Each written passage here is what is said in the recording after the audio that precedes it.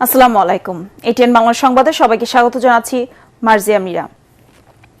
শিগগিরই পরীক্ষামূলকভাবে ই-হেলথ কার্ড বিতরণ কার্যক্রম শুরু হবে বলে জানিয়েছেন স্বাস্থ্য প্রতিমন্ত্রী ডাক্তার এম এ মোহিত।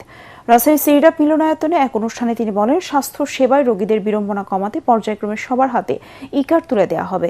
সেবার মান উন্নয়নে পর্যায়ক্রমে 1 লাখ স্বাস্থ্যকর্মীও সরকার নিয়োগ দেবে বলেও জানান। পিছিয়ে পড়া জনগোষ্ঠী, তাদের জন্য যদি একটু আলাদা করে আমরা নজর দিতে চাই, তাহলে সোশ্যাল প্রোটেকশনের সাথে হেলথের কিন্তু একটা লিঙ্কেজ তৈরি করতে হবে। ইউনিয়ন লেভেলে আমাদের 3 ধারার প্রাইমারি হেলথ কেয়ার আছে। ডিজি হেলথ থেকে, একটা হচ্ছে যে ডিজি ফ্যামিলি প্ল্যানিং থেকে, আরেকটা হচ্ছে যে কমিউনিটি ক্লিনিক ট্রাস্ট থেকে। এখানে যে প্রচুর ওয়েস্টেজ হচ্ছে, খরচগুলোকে যদি আমরা ইন্টিগ্রেট করতে পারতাম তাহলে কিন্তু আমাদের আসলে ওখানে কিন্তু অতিরিক্ত বাজেট হয়তো বেশি প্রয়োজন হবে না। ফ্যামিলি ওয়েলফেয়ার সেন্টার আছে, ইউনিয়ন সাব সেন্টার আছে, কমিউনিটি ক্লিনিক আছে, এগুলোকে রিপারপাস করতে হবে। এই খাতে বিশাল খরচের প্রয়োজন নাই।